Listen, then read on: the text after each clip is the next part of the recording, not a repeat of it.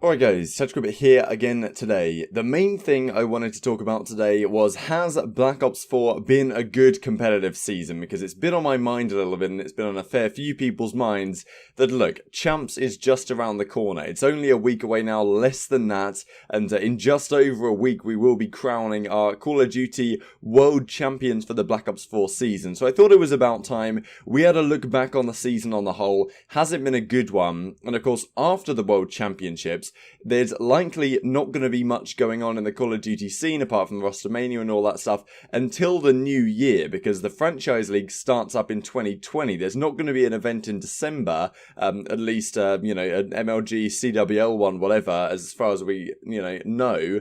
In 2019 for Modern Warfare. Probably will wait until the new year, which hopefully there'll still be some things going on. We'll get into that in a second here, because, of course, when you compare what the Black Ops 4 season has been to previous seasons, maybe it's been a little bit underwhelming. Maybe when you compare the Black Ops 4 season to what we might have in the future, maybe we've got it lucky to some degree. So we'll get into that today. Hope you guys enjoyed the video. Like if you do, subscribe if you're new as always. And firstly, I wanted to touch on the following. I was planning to make an entire video on this. I've decided against it in the end, largely because I just watched a video from Drifter, who does an unbelievably good 37-minute video on the subject of video games and whether they are responsible or not, to whatever degree, for mass shootings that occur around the world. A couple of horrific ones, as I mentioned a couple of days ago, happened last week, I think, in the States, or, I lose track of time. But he does an unbelievably good job in that video, putting things into context very, very nicely, and towards the end of the video, it's much more philosophical, and it's honestly a great piece of content. So if you guys want to check it out, I'll link it down below. I would highly recommend it. So I thought what I would do is I would just, give some thoughts on the matter very briefly, because as Slasher says here, Rod Breslau, like the, not sure how it's meant to be pronounced exactly, but ESPN and ABC have made the decision not to air. Alright, I've just made the sun go away. ESPN and ABC have made the decision to not air the TV broadcast of the X Games Apex Legends Invitational that was scheduled in response to recent mass shootings, according to an ABC affiliate TV news source. So, a lot of people have said, as a result of the shootings that occurred last week, I believe, there's people that have said it for years that, video games are the problem, these violent video games, and, very big name people are doing it. I don't want to get into the politics. And obviously it's very tiring for people, from our perspective, but I don't want to just completely circle jerk it here as pretty much everyone else has been doing, apart from Drifter, who did a much better job. Look, we know that throughout time, people, if they want to shift the blame onto something else, they've always chosen, like, what are the kids doing nowadays, So it was, violent movies and black metal and death metal, all these kind of things, satanic, whatever. These were the things that were responsible for violence in, basically in America, coincidentally enough. This is what we've heard for years. And now it's moved on to the video game argument. The video games are causing a lot of these problems and allowing people to live out their fantasies. First of all, there is no evidence to suggest that that is the case. Secondly, I think the point that I would make is that the video games, I don't think, like Call of Duty and the like, I don't think it does anything more to glorify violence and to glorify the fantasy of shooting, I guess, any more than, songs or movies that do effectively the same thing. So why video games are being targeted exactly? It's just because it's a more recent phenomenon. However, to play devil's advocate slightly and to build on maybe what Drifter said, a lot of the issues that we have here with these mass shootings are mental health problems. It's not, we can talk about the gun issue all day long, and of course there's a lot of things to say about that. But at the end of the day, these people who are committing these crimes are mentally ill. There's no other way of putting it. And of course that is the main issue, I think, probably to be dealt with by whichever way you want to go about that. And I think to some degree, as I say, to play devil's advocate, if a violent video game maybe allows a mentally ill person who is not of sound mind to live out fantasies more than a movie or, music would allow them to do. So maybe there is some case to be said that people who, are at risk of the like, could use video games in that way to live out and prepare and, you know, do all these horrible things.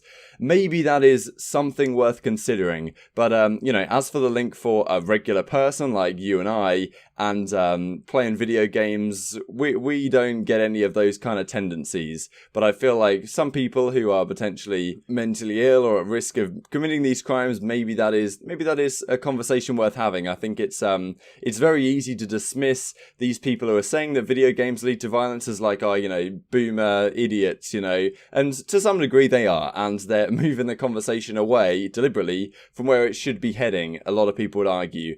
But at the same time, there's maybe something to be said. But maybe for not the correct reasons, they have actually got a point in there somewhere buried deep down. But those are just some thoughts. And I'm sure you guys will leave your thoughts down below, as always. So moving onwards from this then, we want to talk about this very briefly. Black Ops 4 made more microtransaction revenue than World War II, made $800 million from microtransactions in the last quarter alone in Q2 2019. So the 3 months from April, May, June, they made 800 million. That's not just Black Ops 4. That's like across all of their franchises, but still, that is an incredible figure. And some people have been looking at this thinking like, well, you know, can we get a little bit more prize pool or something along those lines? You know, they are raking it in. And that's why at the end of the day, the competitive community and what we're trying to do over this channel and the people who enjoy the competitive stuff, at the end of the day, we're still on the sidelines because this money is coming in from the regular casual guy that hops on, just wants to get some nice skins. Those are the majority of the people, vast majority that play the game. Trying to convert those people to be interested in competitive scene, that is of course the challenge for Activision and what they're hopefully going to achieve with the franchising league coming around.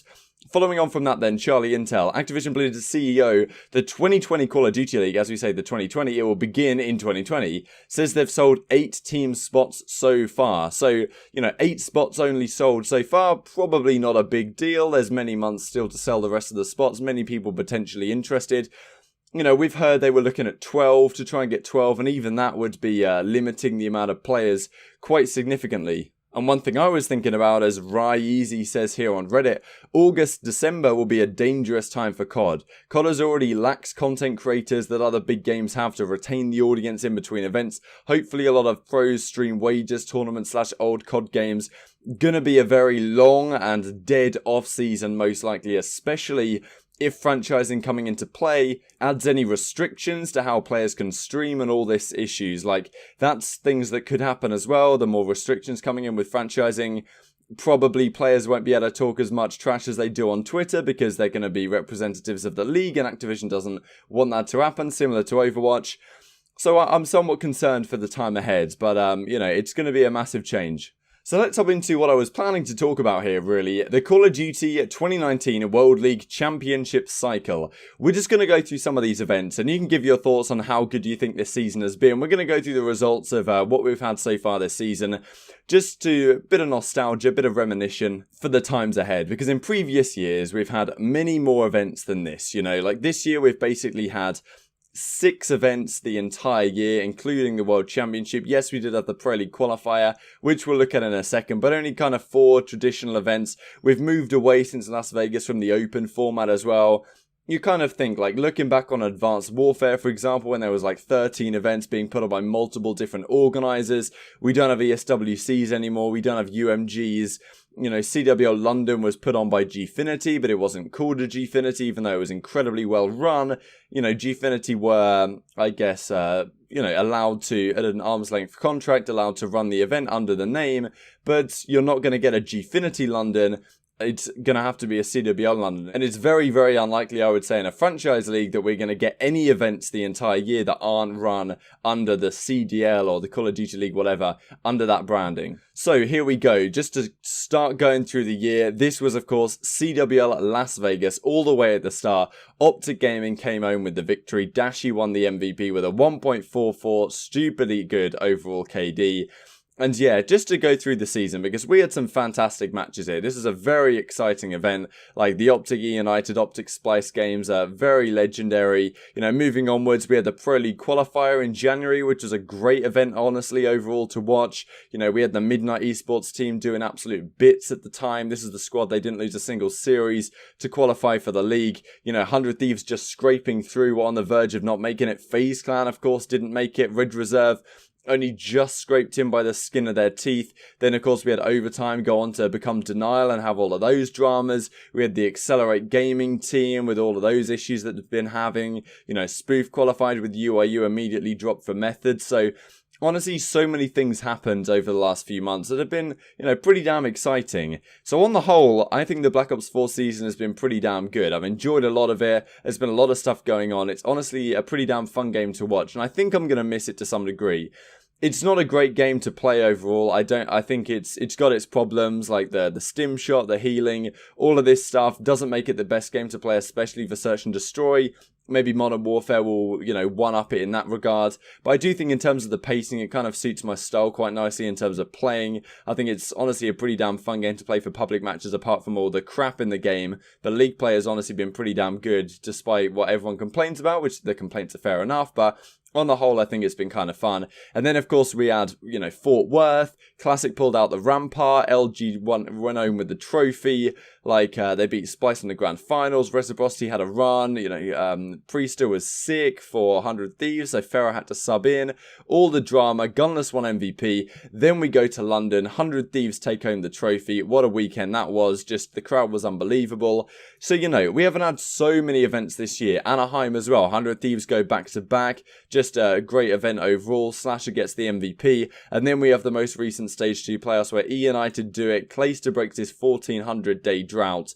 Very, very cool stuff. So, and then, of course, we have the Pro League, which is, you know, OpTic and E United came out top. So we had the entirety of the Pro League that I didn't even mention as well. And now we're going on to the World Championship. So yeah, be interested to hear your thoughts on what you thought about the Black Ops 4 season. I think it's been a pretty damn good one. Maybe we could hope for more events next season. But, you know, when I go through this, I didn't even think about the Pro League much until right at the end. I was thinking mainly about the events, because how much do you remember from the Pro League apart from the playoffs and apart from the individual events? That's what I'm mainly worried about next season, and we're going to move to a system where the league takes a lot of priority over regular events, and the events are what's memorable. And, you know, being from the UK, if we don't get an event in London next year, I don't know what I'm going to do. Might have to put it on myself. But yeah, hope you guys enjoyed the video. Like if you enjoyed, subscribe if you are new as always. Thank you guys so much for watching as always, and I will see you next time.